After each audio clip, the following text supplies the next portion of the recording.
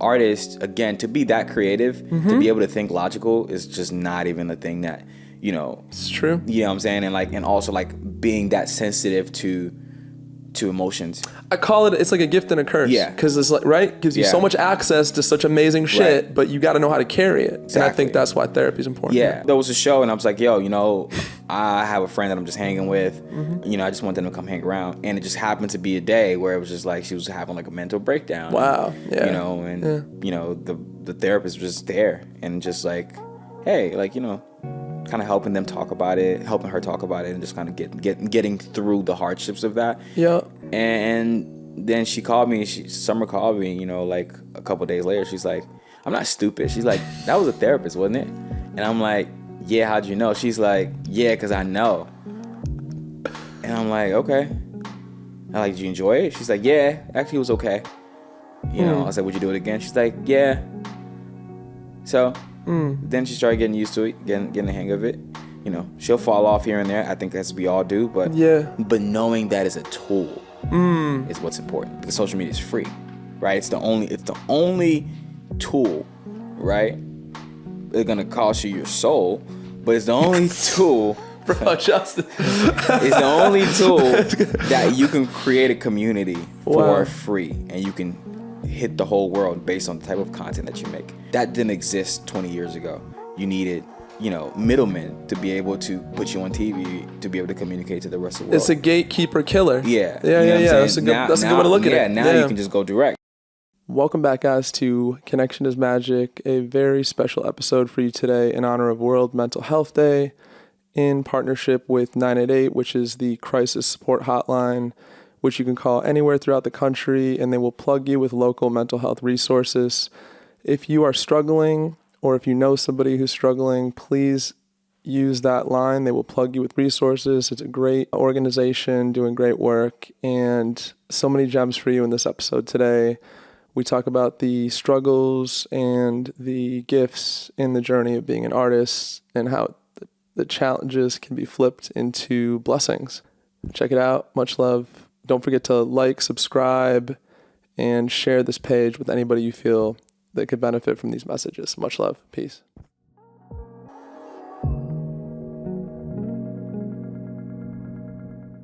All right, welcome everybody to a very special episode. Today we have my man Justice. Wears cool pants, but he's not wearing pants today.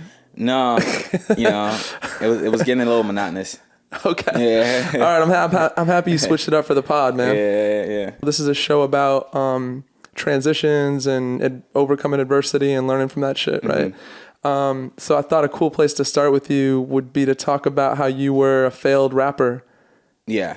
Which you've touched on before, but like take me through that. Like, how long were you trying it for, and what was that pivot like for you? Yeah, I think, the thing that I guess I want people to take from this is the idea of, doing something over and over and continuously failing and just saying, oh, cool, I'm just going to achieve my dreams is nonsense, right? It's just like, for me, it's just like dreams are dreams, just that, right? Like a vision is a vision. And I think a vision requires like different aspects in order for all these different things to kind of like flow into one. So, saying that I was a failed rapper, I think that usually the best executives in music tend to be people that did something in music, whether it's producing, engineering, actually doing the music, but realize, really quickly that they're not going to sustain because, number one, I'm not the most talented in that. Number two, I hate the sound of my voice.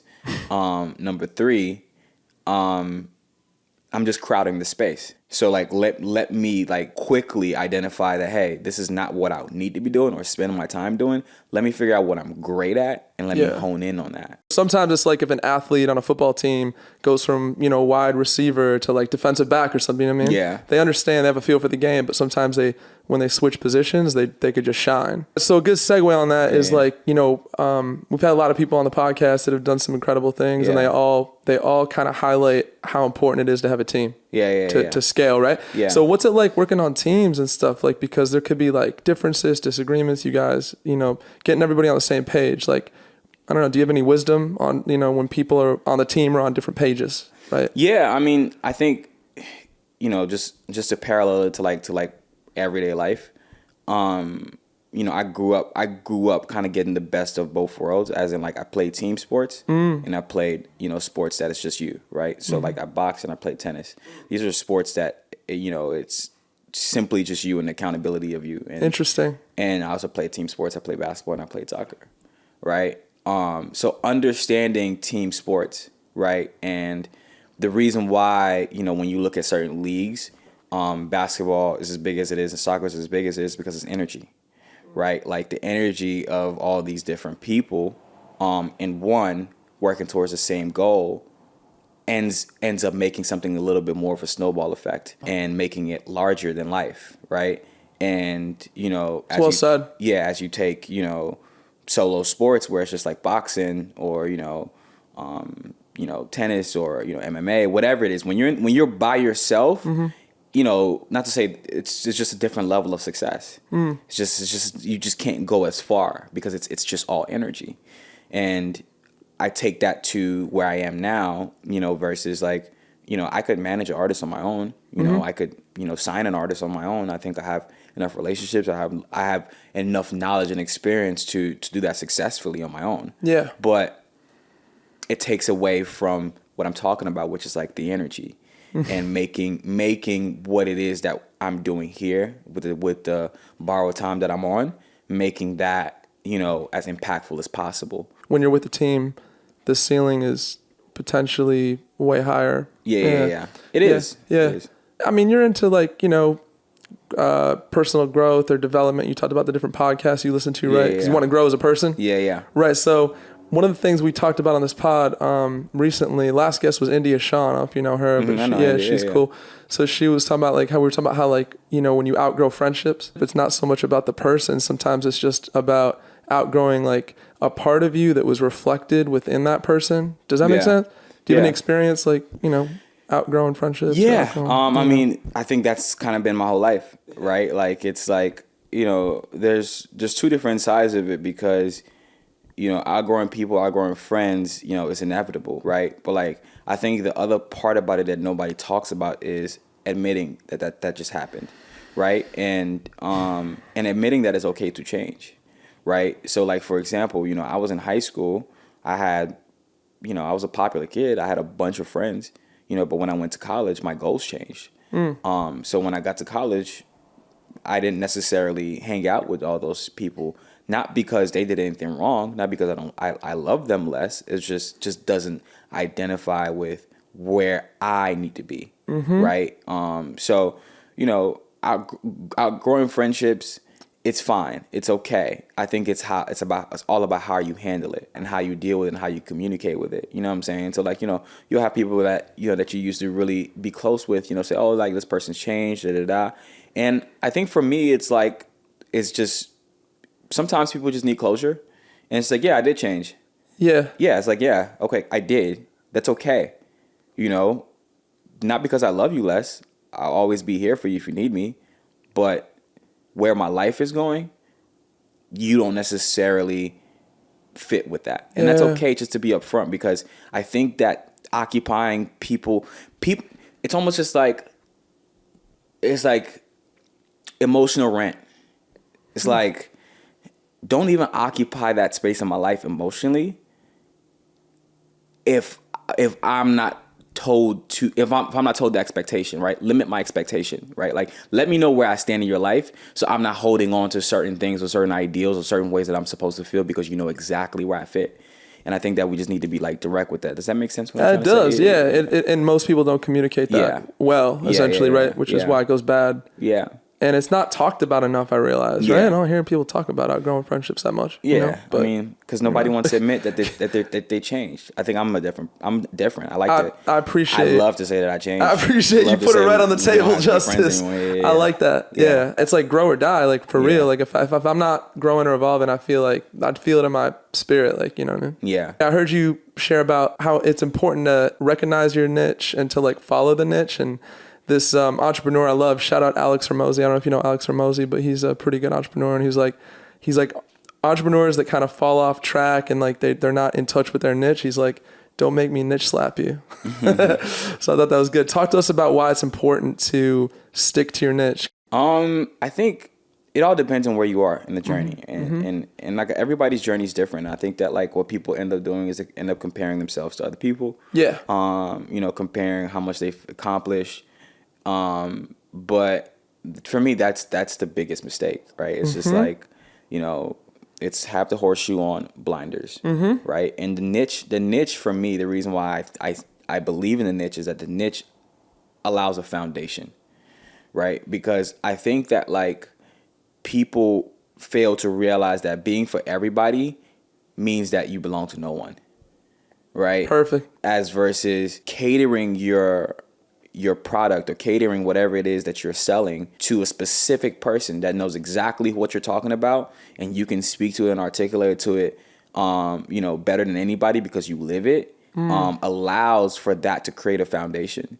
And then once you take the foundation, then now it's time to scale, right? It's just like, that's just Absolutely. the foundation of any successful business for me in 2023. Yes. Because things have changed. I was going to reference that. So do you know this guy, Seth Godin, who's like a genius marketing guy? No. He's great. Okay, you gotta put he me talked on. about like back in the day, it was like mass media. Like there was only like, 5 channels to choose from or something, Yeah. right? So it was like that. But now like with the internet and everything's breaking off into like factions and subgroups and stuff. Yeah. He's like, now like he's like, you can like thrive. Like people have like 1 million followers and like I've never heard of them like that. Do you know how often that happens? Like, because that's kind of every day. Yeah, I'm like, wait, how did I not know about this? Like, because you referenced 2023, and that's like where it is. Yeah, the authentic POV, like having something to say, and not enough artists like have shit to say. I'm not gonna blame it on people. I'm gonna blame it on the education system. Interesting. Okay. Right, because you have to understand like how the education system is set up, and when you start going to school at age 4, 5. Right, you're building your brain and you're building what you are going to eventually become, in your 20s, 30s, 40s. Yeah. And how majority education systems teach people to think is they teach people to just accept information. Right? It's just like, hey, this happened in 1824 because history book A said that. Can I take it a layer deeper? Go ahead. So do you know T.D. Jakes? Of course. Okay, so T.D. Jakes said, I just read his book, Disruptive Thinking, fantastic book. If you haven't read it, check it out. But he talked about how kids are taught to read these textbooks with all these outliers and people that stepped outside the lines. Yeah. And then if a kid tries to do that, they're like, no, get back in the box. Yeah. But the shit they're reading and learning about is all people that stepped out of the box. Yeah, it's so bizarre. Weird, it's bro. Bizarre. It's exactly that, right? So it's just like,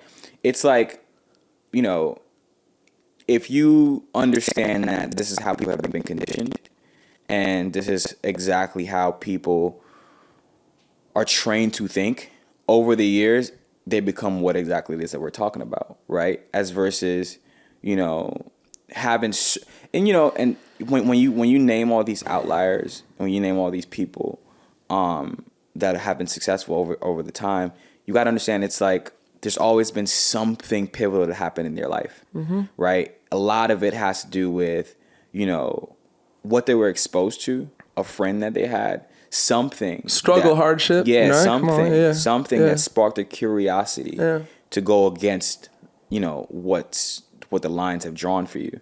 So it's just kind of like coloring outside of the lines.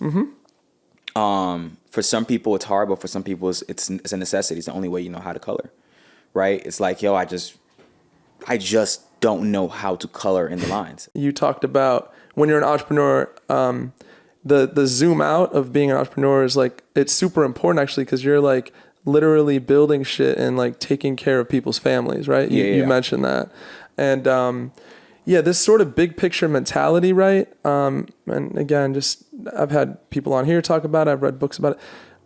Have you always been aware of like the big picture mentality from like a very young age? Like thinking like I'm doing this shit and I'm not so much thinking about the next year, all this energy I'm putting into this, I'm thinking about the next 10 years. Like, have you always had a big picture mentality or? Yeah. Really, I think the most pivotal line, that reflects how I feel about it or how I've always felt about life.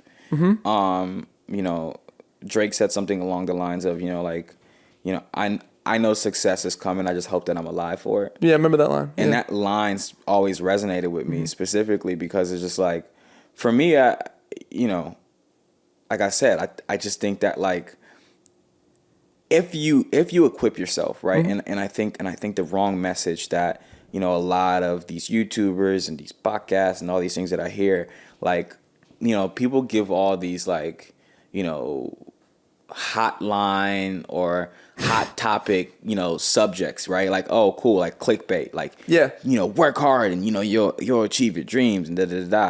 And it's like, yeah, all that's cool, right? All that works, but like, you know, there's a method to the madness. And one thing that people don't speak about enough is like, you know, self-educating, right? Like self-educating and going on that journey on your own and being, you know, curious, right? Like, I think like the spirituality world is a big thing right now, right? For sure. You know, obviously religion has always been big, right? And I think that, you know, if you take those same interests and apply it into like self-educating in things that you're interested in, it allows you to be a lot more equipped, right? Because for me, that's the hard work. The hard work is like being equipped here. I'm just gonna go back to sports. I'm a huge sports guy. Like, you know, the reason why, you know, Jordan, you know, or the GOAT, or Floyd Mayweather, or wherever you want to go, like Kobe Bryant, they're incredibly physically gifted, and they work on that every single day. They go to the gym every single day. But like, one thing that people don't highlight is how much film they all watch. Yes. Because they're smarter on the court. The IQ is way smarter than everybody else. So it just allows you to be able to give yourself a better opportunity to be successful. So for me, like, to go back to your question, you know, did I always feel that way? Yeah, like I said, I always knew success was coming my way because I spent my time equipping myself with the best information that I could, even if it was bad information. Whatever it was, I feel like that was part of my experience. The second part of it is just doing the action, right? And doing the action with that allows you to know that it's coming because it's like, yo, like, I'm going to figure this out, right? Like, it's a puzzle. I want to humanize that a bit, right? Because this is like more of like a mental health kind of vibe podcast. So like those closed doors early, how did you respond to like closed doors early? And did you get down about it? I mean, just speaking honestly, like, you know? Yeah, no, I mean, for sure. I think initially when you have an idea, I mean, and, you know, like, just humanize it. Like, when, you know, when I had an idea to start a record label and to be in the music business, this is before, you know, anybody can record a song, right? This is like, you know, the technology was a lot different, right? And the information about the business wasn't so easily accessible like it is today. Yeah. Exactly. Yeah. There's no blueprint, right? There was no blueprint at all outside of like, you know, folk tales that you hear, you know, through a third party or fourth party, and hopefully you get a documentary, right? But none of that information was available, and I was sharing my thoughts and my dreams, like, yo, this is what I want to do with my close friends. I mean, people that I loved, and I would thought like, you know, and all of them were like, no, this is a terrible idea. No, this is crazy. Like, you know, all those different things. Initially, I took it personally. I'm like, damn, like, I'm telling you something is what I want to do, and like, you gonna like tell me I can't do it? Or like, damn, I'm gonna fail, like, you know. But then again, was there any second guessing? Like, honestly, of course, right? Of course, there was all second guessing. I was like, yo, like, because again, I was hot and cold. I was still in school, still trying to chase my dream, because I was like, I shouldn't leave school because, you know, it's not a good idea. It's not safe. You know what I'm saying? Like, I definitely was like, you know, very shaky and very like on the fence about it. But then, you know, as you know, I would try to achieve things or try to do things, you know, like people would say no, people wouldn't come through, people wouldn't answer the phone. Try and get a meeting, not happening. That's not happening, you know, like all these different things, like all these different things are character building, because that's the thing. It's just like, is it okay to get down about it? Yes. Is it okay to be sad about it? Yes. Is it okay to feel insecure about it? Yes. Let's go. But it's not okay to quit. That's the only thing. It's just not okay to quit. It's just character building, because I tell you one thing, it's like that nobody says, is that the more successful you get, the more no's that there are. Facts? Yes. See, that's not what people think, by the way. Because then you're going to start playing in different arenas. Because you're like, oh, I want to do this. I want to do this. Right. And it's like, Yeah, some. It's like the ask and the vision gets bigger. Yes. Right. Okay. I'm with you. Yeah. Okay. So that's kind of what I mean. Yeah. But also, it's just like you also face with a lot of hard decisions. Like, if you have to let an employee go, if you have to let somebody, like, these are people that you care about. Yep. Right. Yep. But like, if you don't have the character to be able to withstand that, it's not gonna work. So all that getting knocked down, like, prepped you, you're saying, right? Yeah, character building to where you can now hold, your destiny or hold your whatever your gift is. Just look at it as when your coach made you run suicides and you were like, yo, I hate this motherfucker. Can I curse on here? Of course. I hate this motherfucker. That's funny. And now you want to throw up and you feel useless and worthless after practice. Yes. But like, it's only because in the fourth quarter, the person that wins the game is the one that has the most stamina. Bro, and then you could connect those dots even, right? If you're really, you know what I'm saying? Yeah. If you're really in touch, you're like, damn, okay, I was able to kind of have the stamina when, I see all these other players and they're like, sucking wind and I got the stamina. I remember, thanks, coach. Yeah. It's the same thing. That's real. So it's okay. It's okay to feel these things because, again, when you were running the suicides, you were throwing up, you felt like crying, you wanted to curse the coach out. All these different things happen. But it's okay. It's okay. Just don't quit. Yeah. That's it. That's beautiful. Yeah. So you're one of the maybe the only record label, you have like an in-house therapist, right? At your label or at least a therapist that you kind of refer your artists to, correct? Yeah. I mean, it's not solely based on that. It's really just like a mental health program. Can we talk about it? Yeah, of course. Let's go. Yeah. I mean, it's something that, was addressed. We were going through different issues with, certain artists. But obviously I think it's something that we've always known where it's just like, artists, again, to be that creative, to be able to think logical is just not even a thing that, it's true. You know what I'm saying? And also like being that sensitive to emotions. I call it's like a gift and a curse. Yeah. Cause it's like, right. Gives you so much access to such amazing shit, but you got to know how to carry it. Exactly. And I think that's why therapy is important. Yeah. Like, so for me, like, even like the idea that something is glamorized called like the 27 Club, right? Like that's a Winehouse, Hendrix, Jim Morrison, all these people died at 27. That's a glamorized thing. Yep. And understanding that, like, yo, something has to change. Like, I would love for Amy Winehouse to still be here. Mm-hmm. Love her albums, right? Like, she's incredible. You know what I'm saying? And like, and it's not because like from a selfish perspective, understanding that, like, hey, we have some artists that mean a lot to people. Mm-hmm. We need to take care of them. Or we need to give them the tools. All you can do is give people the tools. The rest is for them to do. Mm-hmm. Right? So it's just like, we're making money. We're being successful. We're doing shows. We're having all this fun. But how can we give people the right amount of energy to be able to, or the right amount of tools to be able to sustain? Because I think that everybody is always talking about working out, like going to the gym, being vegan, so for us, we just put together a program because it's different for everybody. Yeah. Of me and my partners, we were going through some hard times.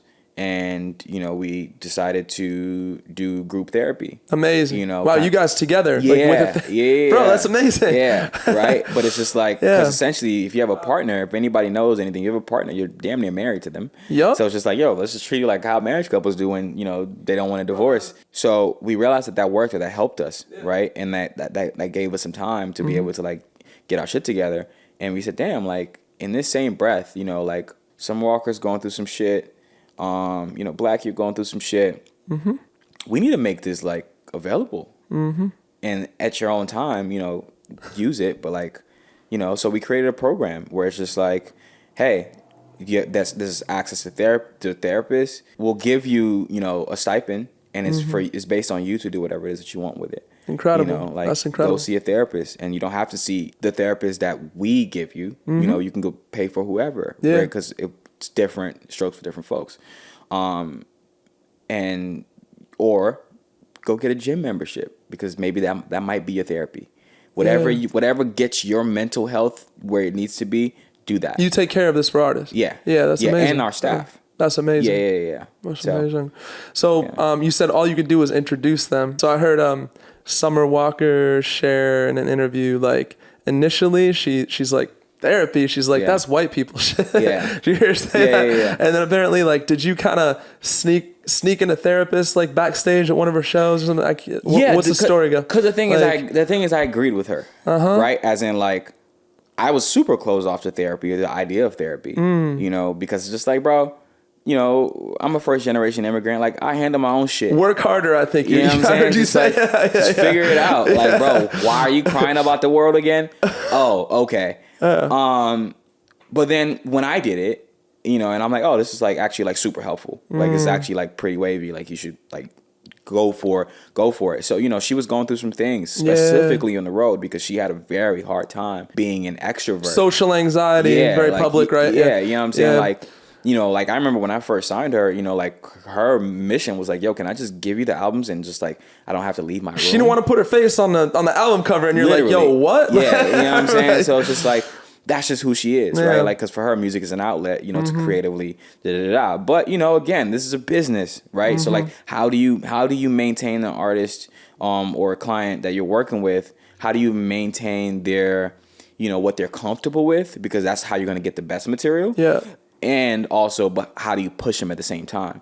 So we realized that this could be like this could be something that helps her work on her shit. Yeah. So, you know, there was a show and I was like, yo, you know, I have a friend that I'm just hanging with. You know, I just want them to come hang around. And it just happened to be a day where it was just like she was having like a mental breakdown. Wow. Yeah. You know, and, you know, the therapist was just there and just like, hey, like, you know, kind of helping her talk about it, and just kind of getting through the hardships of that. Yeah. And then Summer called me, you know, like a couple days later. She's like, I'm not stupid. She's like, that was a therapist, wasn't it?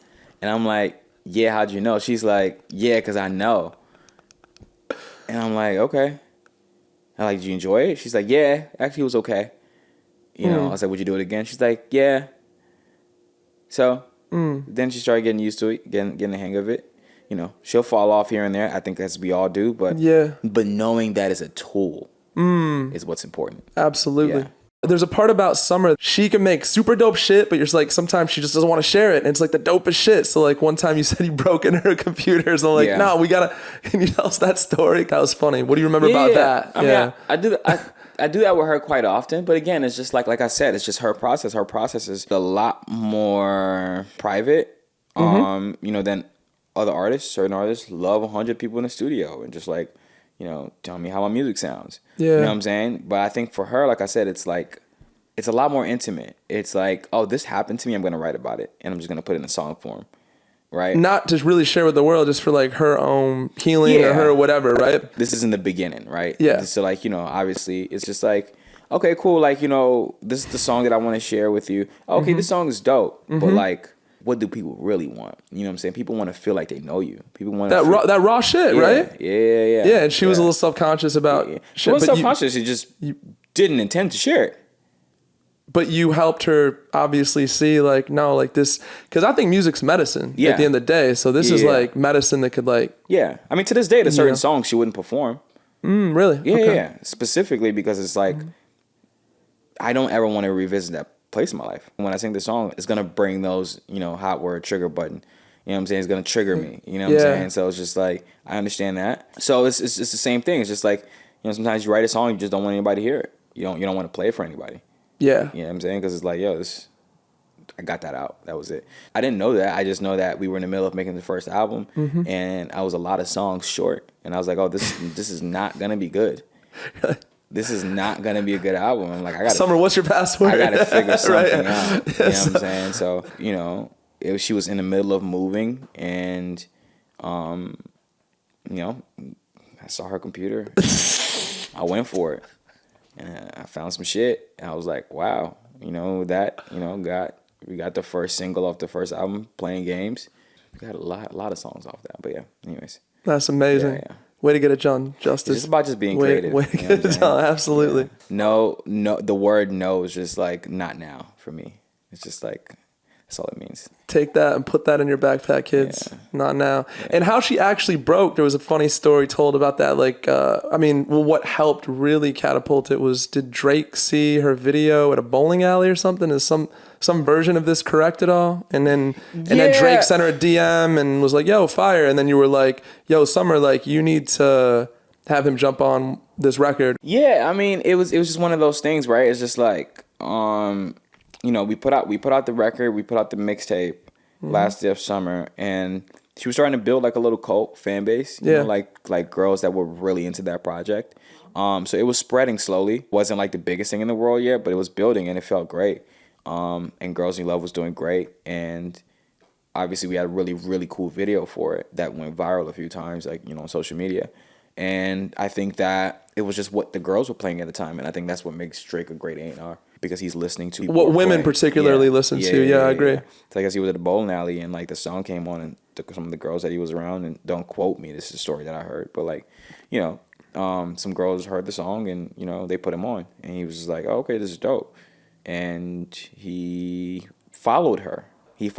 And for me knowing that if I'm the biggest artist in the world, I'm not just gonna do something until you ask. That's just my ego, though. If I was Drake, but yeah, you follow her, and that was a huge deal, because she's very inspired by him. Yeah, and she was like, "Yo, Drake." That was probably a big moment. Like, holy shit, yeah, very inspired by him, and and his music and what he's contributed to music. I was like, yo, like, I think it'd be a great opportunity to put him on Girls You Love, and she was just like, yeah, but he didn't ask me, and we haven't said anything to each other. I'm like, listen, he's a nice guy. You know what I'm saying? More importantly, he's a music guy. Mm-hmm. So if he followed you for something. Yeah. You know what I'm saying? So I'm like, yo, hit him up.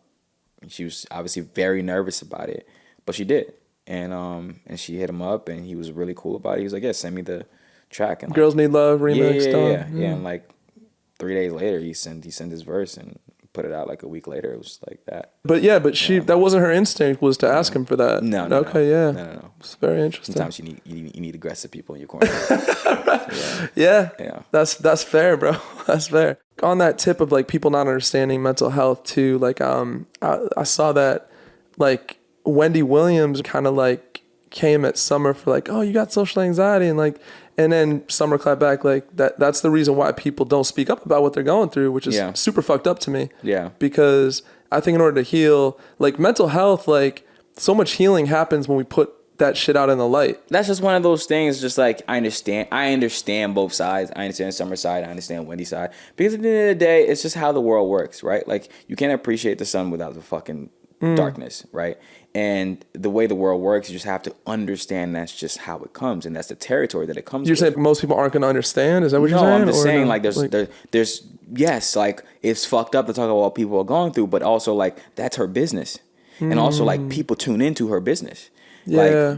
Like people tune into that negativity. That platform is for that. Yeah. That's a good point. So like it's like yeah, she's talking about it, and yes, it makes it harder for people to come out and talk about what they're going through, but also it's just like, no, now it's a conversation. Yeah, you got to put on the table so that a conversation could be had, so that understanding can be had. Right. So it's not a bad thing. Okay. It's not a bad thing. That's good. It just depends on how you look at it. And let's flip to Black as well, right? Yeah. Who, again, like, I love to highlight the struggle. As far as I know, I think Black spent a year on your couch. Yeah, I heard you. Can we talk about that? Like, how'd you first link with Black, and did you see what that was going to be super early? Yeah. Honestly, you did? Okay.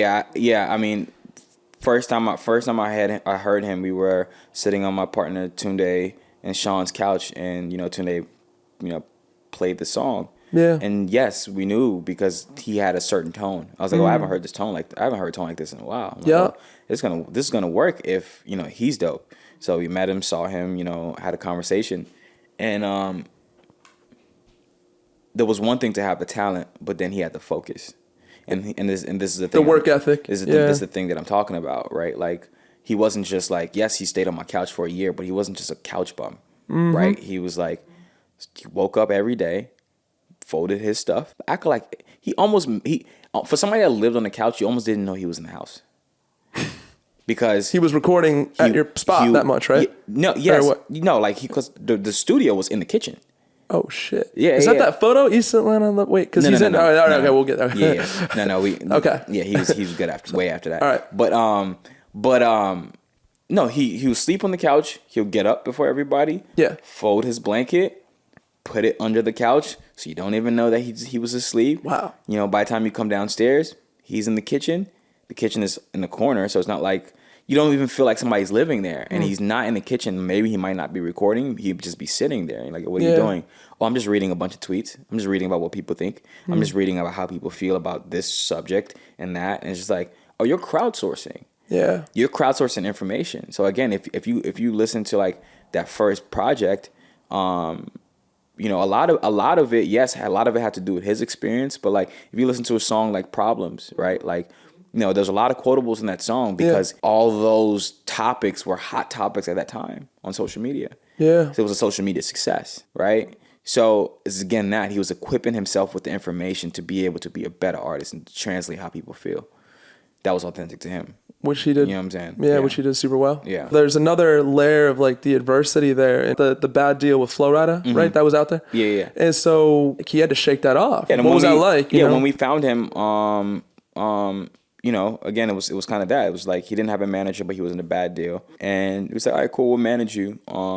But essentially, we want to sign you, you know, but you're in a bad deal. So okay, well, let's look at the deal. Damn, the deal really is bad. You know, and you know, hindsight, I can explain that later. But like hindsight, you know, I understand all the sides of it. Yeah. Because when you're in the position of the artist and when you're in a position of like, you know, a fan, when you're in a position of something, you don't understand how deals work because yes, the deal is bad, but you took that deal and you took that deal because you were desperate. I was just going to say, yeah, of course. Right. Of course. And, you know, a business person, because it's not personal, a business person is going to just take advantage. They're going to exploit that. Yeah, of course. Right. So like, there's one thing to once everybody wins, you know, to make the deals and terms better. That's cool. But like, regardless, the point that I'm making is, yeah, he was in a terrible deal. I was like, all right, cool. Like, we'll figure out how to like get out of this. Right. So,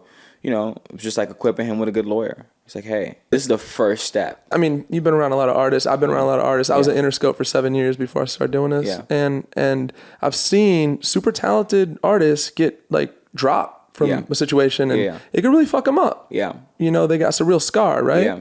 And so I guess, you know, shout out to Black because he didn't let that jam him up too much, you know, No, like because mentally, you know what I mean? That's not where he wanted to be. Was that? That's not where he wanted to be. It's not where he wanted to be. Yeah, and he already knew. He already knew where he wanted to be because, you know, the music business changed. You know, the music business changed, especially 2013, 2014, 15. Yeah, like it was changing, right? It was just we were really getting into streaming.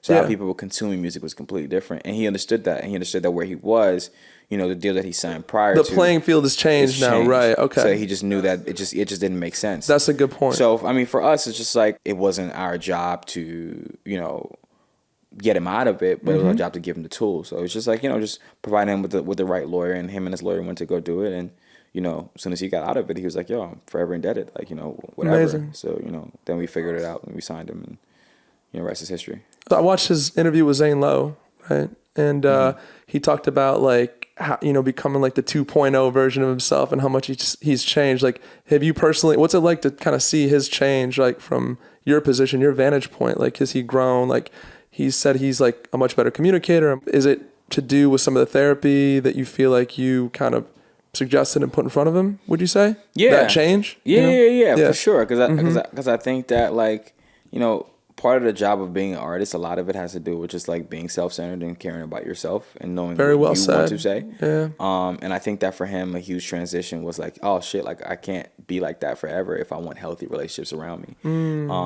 And you know, he has a daughter. And I think that he realized that he has to figure out how to best fix every relationship around him to give her the best experience. And I think that was a huge, you know, nudge for him. And to set a good example for her. Yeah. You know what I'm saying? Yeah. So I think that was a huge nudge for him. So I mean, he is a completely different person. I mean, you know, he's much lighter. You know what I'm saying? Like his interests have changed. You know what I'm saying? Like he's into different things. It's just like, and usually that's a telltale sign that somebody is You could feel it in their energy, right? Vibe. Yeah. Some artists, they go through a bad experience, bad manager, bad label, whatever, and they get really tripped up by that. Have you encountered artists like this that kind of maybe have a chip on the shoulder, or like they like no longer trust, or like for sure. You know, can we talk about that? For sure, but again, it goes back to the character building. Because for me, like I still have the mantra that like whether you're assigned to Interscope or whether you're assigned to Warner, whether you're assigned to, you know, Republic or wherever it is, you know, if Republic didn't like you, and then you went to go sign a deal with Warner and they didn't like you, but then you go sign a deal with Interscope and you win, or you can get it right on the first time, wherever it is. It's like, if you're going to be successful, it doesn't matter where you end up, because you're the determining factor of that. Back to what you said, just don't quit. Yeah, they just didn't see the vision. That's okay. Not everybody's going to understand or, number one, even want to be a part of that vision. I've had to walk away from working with certain artists because I just didn't want to be a part of that vision. Not to say the vision was wrong necessarily. It wasn't your... Yes. That makes sense. I mean, one of my homies is like a successful music manager. He doesn't fuck with Frank Ocean at all, not one bit. Yeah. Frank Ocean, a huge artist, you know? Yeah. And my friend's doing well in his career, Frank's doing well. So it's like no reflection on the fact that you can't win. Yeah. You know what I'm saying? It's but subjective. a lot of people can take it that way sometimes. Like, you know, they didn't see it. I'm feeling kind of fucked up about that. Yeah, I mean, my advice to artists is just like, it's subjective. Right? It's just like, you know, and I think that it's hard for artists to do because artists are sensitive, but any creative is sensitive, right? And people are just sensitive, and it's okay. Right, it's okay to be sensitive. I mean, you could be an exec and get let go, right, by the company, you know and feel fine. It's okay to be in touch with your emotions. Cool, so it's okay to express that. But like again, once you get into the realm of business, you have to be able to manage your sensitivity. You know what I'm saying? Manage your sensitivity, as in like, be sensitive, feel how you feel, find the ways for you that are healthy for you to get it out. But Justice, the problem with that is like so much of this business runs on passion, bro. Right? Like if you're an A&R, you're passionate about if you're a manager, you're passionate, right? You're screaming from the rooftops usually. So when you're running on that kind of passion, I think it could be hard to kind of balance that sometimes, you know? Why? This is the first thing that comes to mind to answer that. Have you seen the Kanye West documentary, Genius? Yeah, Genius, Yeah, Genius. Did you see how salty, like Kanye got salty about like, they didn't get it. What do you mean you didn't get it? Like you're moving off of passion. You're moving off of, you feel like this is your purpose, you know, and there's so much emotion around that. Sometimes it could be hard to balance. That's all I'm saying. You're trying to why? Yeah, I don't. Because art makes you feel things. Yeah. Right? So the whole shit is kind of running on emotion and feeling. Yeah. Do you get where I'm going with this a little bit? So it's like now you got to. So I'm going to stop you there. Okay. Because again, you know, what I was saying was find the best way to manage your sensitivity. And everybody has different outlets. And again, you go back to Kanye West. And fortunately for Kanye West, yes, they didn't get it. And he was frustrated about that. And he was sensitive about that. But what did he do? The whole documentary, I feel like, what did he do? But what did he do? He put it into music. And that became his story. Because if he didn't have that story, he wouldn't be Kanye West as we know it. And he wouldn't have a whole archetype and a whole brand like College Dropout. Wow. That's what I'm saying. Bro, that was a mic drop right there, bro. Yeah. That was good. So that body of work that we all appreciate and buy into, literally birthed by that. Exactly. That's how it works. Incredible. The fail faster piece. Do you remember talking about that before? Yeah. Can we touch on that? Because again, So talk to us about why it's important to fail faster. A mentor told me, he was just like, you know, like, it's okay. It's okay to fail. And I think that like people hold on to certain dreams not realizing that your passions have changed. The things that you like or you thought that you liked just changed. But stop holding on to that dream. Right? So it's just like that concept came about and it made sense to me because it's like, take your shot. But don't just spend your time trying to correct this failure. Just fail fast, learn from it, and move on. You know, like trying to work with an artist, again, you know, we were talking about trying to work with an artist that like isn't, or just not even an artist, but a person, an employee, you know, a friend, you know, that's going to come to you and just like, you know, spill their heart out like about how things aren't working at work and they're sad about this, sad about that, whatever it is. It's just like, yo, like, I'm going to give you some good advice, and then you're going to walk out this door and go back to living life the same way you walked in, 100%. then it's just like, you're just wasting my time. You actually just want to like just vent, and that's okay. Yeah. And that's okay. And I think we should establish that as when you're getting advice from people, when you're getting advice from people, start establishing, this is a vent session. I don't want you to give me advice because I'm actually not going to take it.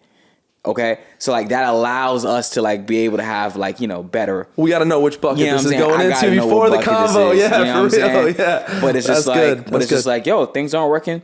Cool. Are you passionate about it? Are you down to figure it out? If not, move on. Don't linger on this failure that you're holding on to for 30 years, and then you're like, damn, like, you know. My day. I was like, yo, Al Bundy you seen. Yeah. Yo, I was a high school quarterback. You have other ideas, bro. It's okay. Yeah. You know what I'm saying? Like, it's fine. Yeah. And second iterations, like, I don't know, particularly like there's like this second name phenomenon with rappers. I'm sure you're familiar. Like 2 Chainz was Titty Boy. Yeah. Right? Mac Miller was Easy Mac. I don't know. There's something about going through that iterative process. You know what I'm saying? That's just. I mean, anyways. it's completely right, because it's just like, you know, somebody will come out of something and it wouldn't work, and they'll just rebrand themselves and it works. Yeah. Not because the person changed. It's just like they understood how they failed there. And like, oh shit, I understand exactly what I did, and I failed fast, and I'm moving the fuck on. Somebody at like the Oscars or something, an actor said, when you start over, you're not starting over from scratch. You're starting over from experience. Yeah. So important. It's life-changing. Yeah. I mean, you know, take artists like her, like for example. Did she go under a different name? Yes. Or what? Yeah, she did. Okay, I wasn't familiar. Yeah, Gabby Wilson was her name. You know, she was a child, you know, did she do American Idol, some shit? Okay. But she hit a ceiling in that you know, she version. was a very talented kid, and like she was just known as being very talented, and she was known. People knew her. Like she had some sort of like popularity, but she went cold, changed all her socials, came back, branded herself as her. Nobody knew who she was. It was anonymous. The music was just good. Crazy. And it fit that era, it fit that time. This is like the post-Weekend era. You know what I'm saying? So it's just like being anonymous is just like the dope thing to do. You know what I'm saying? But she did it well. You know, just fail fast. Accept your L and just learn all the things you needed to learn. Move on. Ooh, quiet your ego and look for the lesson. Yeah. Because again, we're like, man, we could take that shit personal. Yeah. The L's. Yeah. I can't believe we didn't touch on this yet. The duality of social media, and I think this ties into mental health very much so, right? Because you kind of desperately, in a lot of ways, need social media as a new artist that's building, right? But it has like this double-edged sword thing to it where you start, you know, just like this shit doesn't react like you hope it would, and then, you know, but you're still developing, so like not everything's going to react like that out of the gate. So what are your thoughts on finding balance with what I just said about how social media works and using it to build? Yeah, I think just like everything, you have to understand that it's a tool, right? It's not the only way. It's a tool, and it's going to work differently for other people, right? There are artists that are really big and have really big touring fan bases, but you go on their Instagram and they have like 100,000 followers or something like that. You know what I'm saying? Like, it's a huge indicator in terms of like people caring about you and popularity and all that stuff, but like it's not the only thing. Even if you're like, say, like a baby artist, so you're trying to get your shit out there, you still feel like there's other way. Like, you don't need to be so reliant on that as a developing artist. Or what, you know? It's the quickest way and the most affordable way. Yeah. Right. That's what, because social media is free. Right. It's the only tool. Right. It's gonna cost you your soul, but it's the only tool. Bro, Justin. It's the only tool that you can create a community for free, and you can hit the whole world based on the type of content that you make. That didn't exist 20 years ago. You needed, you know, middlemen to be able to put you on TV to be able to communicate to the rest of the world. It's a gatekeeper killer. Yeah. That's a good way to look at it. Now you can just go direct. So like, yeah, you know, like, yeah, people are mean on there. Yeah, people might not react, but okay, like, who cares? I understand it's a mental health podcast, but bro, it doesn't exist. Turn it off and the bullying is not real. Turn it off and the shit comment is not. It's just turn it off. But you're a developing artist and you're like trying to get your shit out there and find your audience, bro. Use it for what you need to use. And also, again, it's not that negativity doesn't hurt, because it does. But it's literally, I think that people have to train your mind to look at the world differently. You're going to have people that hate you. That's okay. That's a part of being marketable. College dropout Kanye, we touched on it. People weren't getting it. He had haters, whatever. You can't be marketable if people don't feel strongly about something, whether they hate or like it. If you're in the middle, you're useless. Get out of there, right? So, wow. Okay. but fantastic. The thing is, pay attention to what the love is saying. Like, people will have 100,000 comments of positive things, but then the 1,000 comments of negativity is what sits with them forever. And it's just like, bro. The biggest artists. Bro, some of the biggest artists, smallest artists, to whoever. It's just how we train our brain to look at it. Bro, turn it off. Yeah. I'm going to do a justice bar here. The internet's going to internet. Yeah. Like, I love that. It's like, there is nobody that can tell me that has successfully beat the internet. It's not possible. It's undefeated. It's undefeated.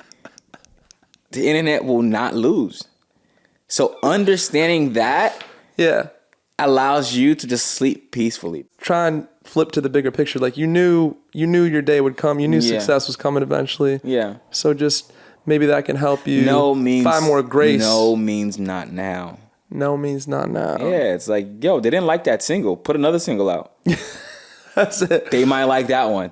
That's it. Tyler, the creator, had an amazing talk he gave in Paris. I don't know, did that make it on your radar? Probably. Or not? Okay. I love Tyler, yeah. Yeah, Tyler's amazing. And he talked about, like, he's like, why are you, like, promoting something, like, once for a short period of time and then just being done with it? Like, do you know, like, people didn't see it probably. Sometimes you have to stay with the promo. Yeah. Like, he's like, I dropped something a year ago and I'm still promoting it. Yeah. So there's also that too. Yeah. Sometimes people give up too fast. I mean, again, it's timing. It's like you could play me a song right now that I'd be like, yeah, I hate it. And then like 2 months from now, you posted about it and maybe you just had like one cool move that you hit with that word and it just made me like the song so much better. And I'm like, I love it.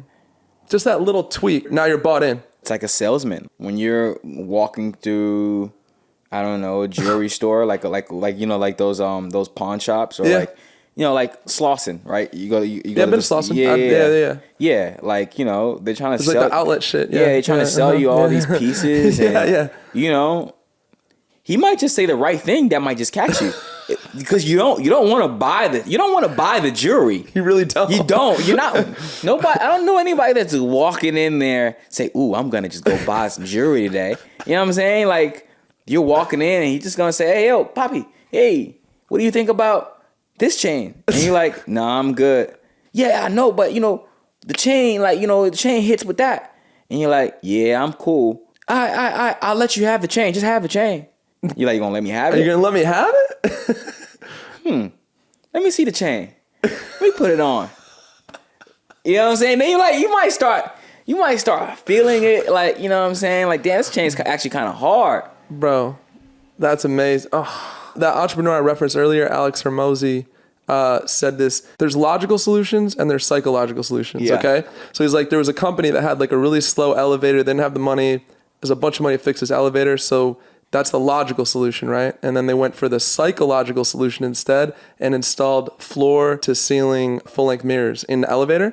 So people would get distracted looking at themselves. Wait, who's this guy? Alex Hermosi. Okay. He's incredible. Yeah. So he just dropped a book called $100 Million Offers. Incredible book. And he's like, the logical solutions are always harder. They're harder and more expensive? Yeah, more expensive. So he's like, just deal on the psychological. Yeah. He's like, there was a train that was super slow and they just put in like beautiful models as hostesses. And he's like, people didn't want the train ride to end. Like, so psychological solutions is interesting. Yeah. Psychology is everything. And again, it goes back to what we said at the beginning of the conversation. It's like, the physical is great, but like, bro, it's here. Real shit. Yeah, real shit. You talk a lot about traveling, right? You like to travel with your friends. Yeah, and I love it. Yeah. Which is like, bro, like if you really want to get a perspective shift and get some new information coming in here, how dope is traveling? Like, I say this all the time.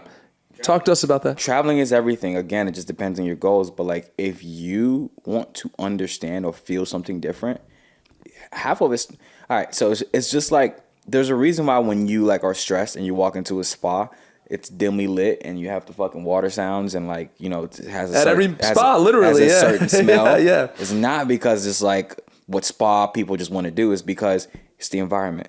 The environment is the first place to be able to help change how you feel and view the world. People will talk about like, oh, you know, like there's a lot of transplants in Los Angeles or like, you know, wherever. It's just like, oh man, like I hate my life. My life sucks and I don't like it.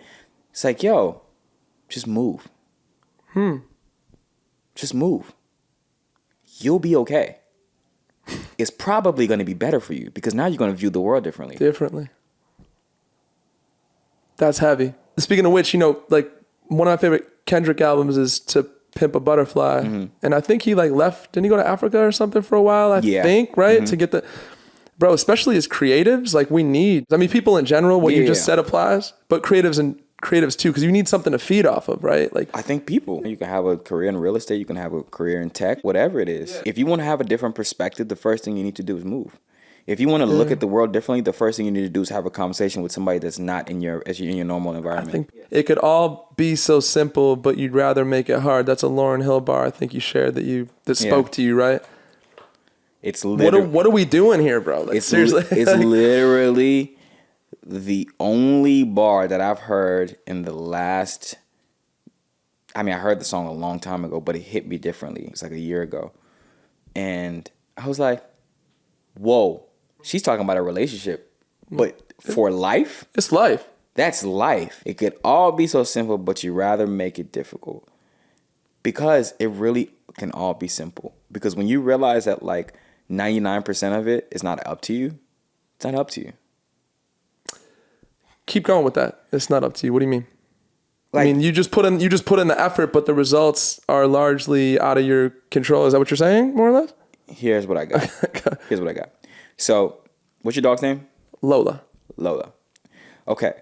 Lola might want to eat right now, but you're working. Yeah. It's not up to Lola to decide when she's going to eat. For lack of better words, you're her God, right? You're her God. Right? Yeah, fair. Yeah, that's fair. Like you are controlling that's fair. What her day-to-day looks like. When she moves, when she eats, like all that, yeah. Right. Yeah. Cool. It's not up to Lola to know when she's going to eat, right? But what Lola can do is, Lola knows that like all she can do is put herself in position. And then when you're ready, you'll go feed her. So Lola's going to stand by her bowl and just be hungry and be barking, just waiting for the moment.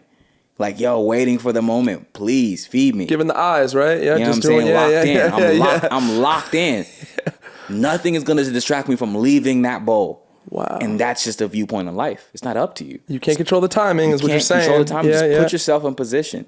Wow. And God or the energy, the universe, whatever you believe in, will reward you when it's time. Man, that's incredible. Do you know what a tapestry is? Like this cloth with the artwork and like if you look at one of my mentors, incredible like spiritual guru vibes. And he's like, if you look at the back of a tapestry, it's all fucked up. Like it's like knitted weirdly and fucking string is hanging off it. But he's like, when you flip it around, you see the most beautiful, artwork on it made from that. And he's like, that's like God working through you. Yeah. That just hit me. Man, that's real. Yeah. Facts. I want to talk about for artists, right? There's the first journey, right? The first leg, right, of the journey is like, man, people don't know about you. Like, I'm making great art. I want people to, hear this, etc. And then I want to talk about how that when you get heard, the second part of the journey, like it flips. Now you got to deal with like the shit that comes with fame, right? Because a lot of bullshit comes with fame, right? You hear famous people talk about that all the time. What are your thoughts on that? How the journey kind of switches like that? Like I said, there's always another level. Video games are video games. Like, you don't play a video game and stay on the same level. If you were going to play Call of Duty and be staying on the same level, you would not play Call of Duty. You're right. That's the point of life. It's the same thing. As humans, we need a specific challenge every single time, right? Yeah. And it's like, it's bullshit that's going to come with everything, but that's life. Again, you can't appreciate the beautiful things about life if you don't have the adversity. And if you understand anything about storytelling, a story with no adversity is not a story. It's not interesting. No, it's not a story. It's not even a story. No, it's not a story. You're just saying statements. No, seriously. Yeah. I went. I got my mail today. There's nothing really to hang on to. You're saying like I went. I got a coffee. Okay, great. You got like. There's nothing there. You're just saying statements. I'm just saying statements.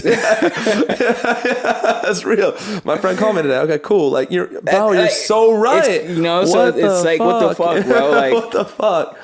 That's life. Nah, accept for real. it. For real. You know what I'm saying? That was dope. I just think like when it's the last thing I just want to bring that home with is when artists are in that first leg of the journey, like I explained, oh man, my social media is not popping. People aren't respond my whatever, my streams. They're not even aware like when they get on, the challenges are going to come with them getting on. Right? I just think that's nowhere in their consciousness. Yeah. Do you understand what I'm saying? Yeah. Which is just interesting to me. Yeah, because all they want is to be recognized. Yeah, this one. But then you realize that being recognized now is just when the work starts, because now you want to maintain it. Because there's nothing worse than having it and losing it. Yeah. But like the hardest part is keeping it. You know what I'm saying? Like, the first million is the hardest. They say it gets easier at 10. I'll let you know.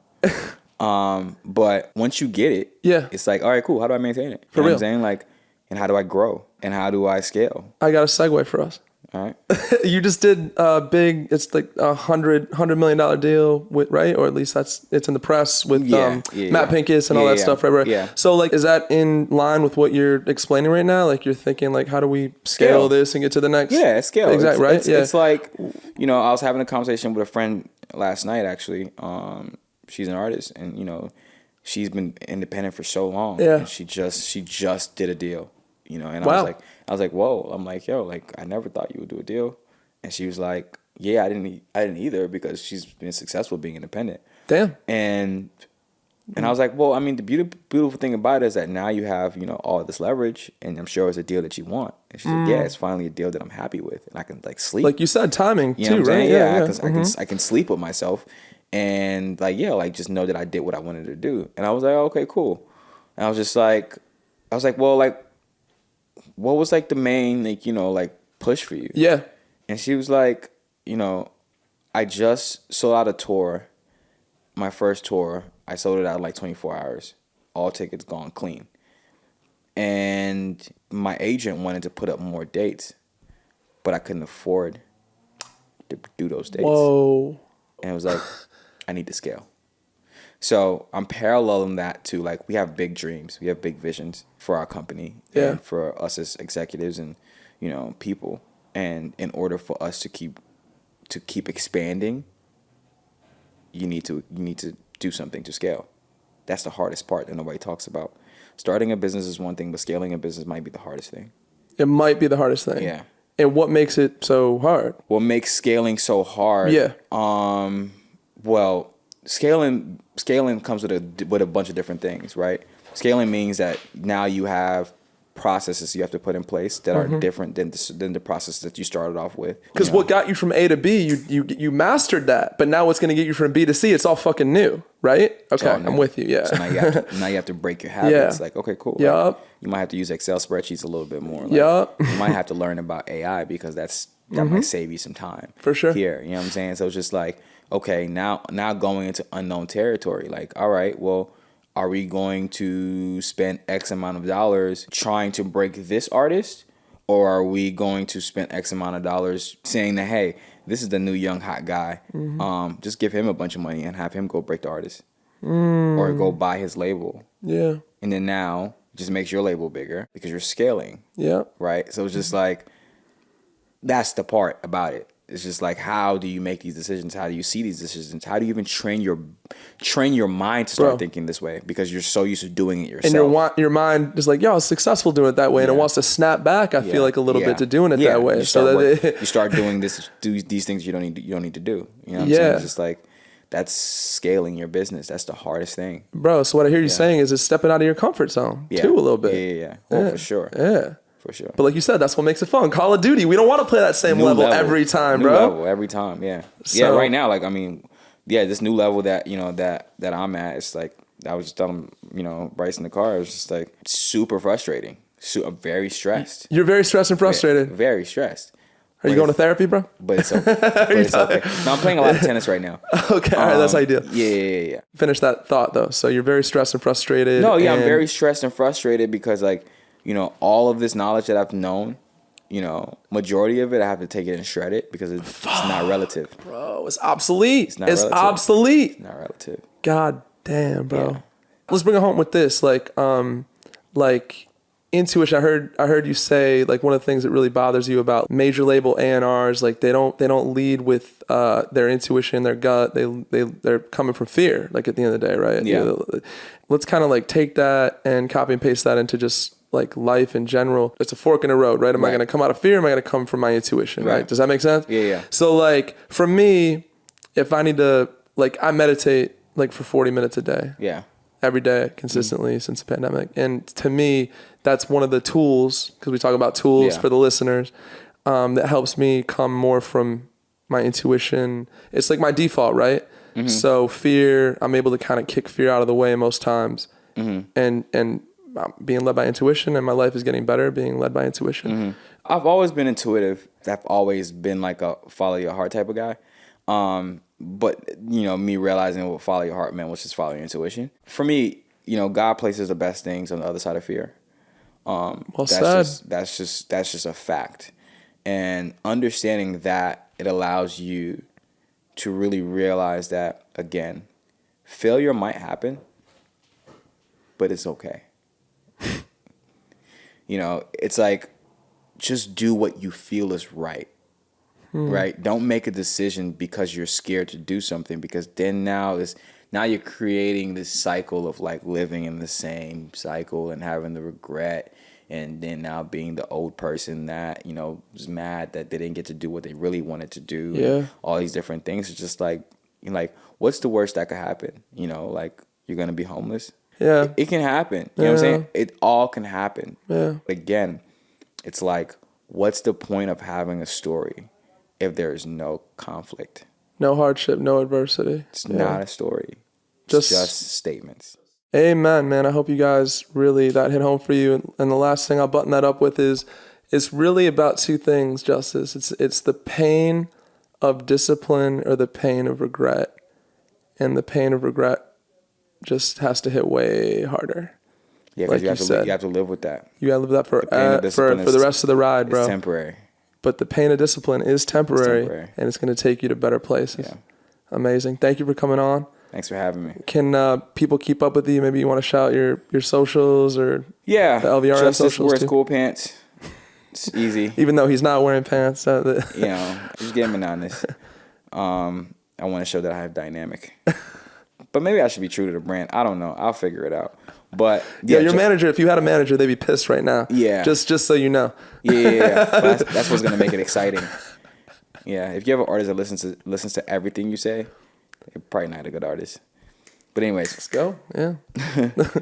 Yeah. LVRN. At LVRN, at Justice Wears Cool Pants, at wherever you can find us. Amazing. Yeah. All right, man. Thank you for blessing us today. Thank you. All right. Talk soon. I hope you guys got a lot out of this. We'll see you next episode. Peace.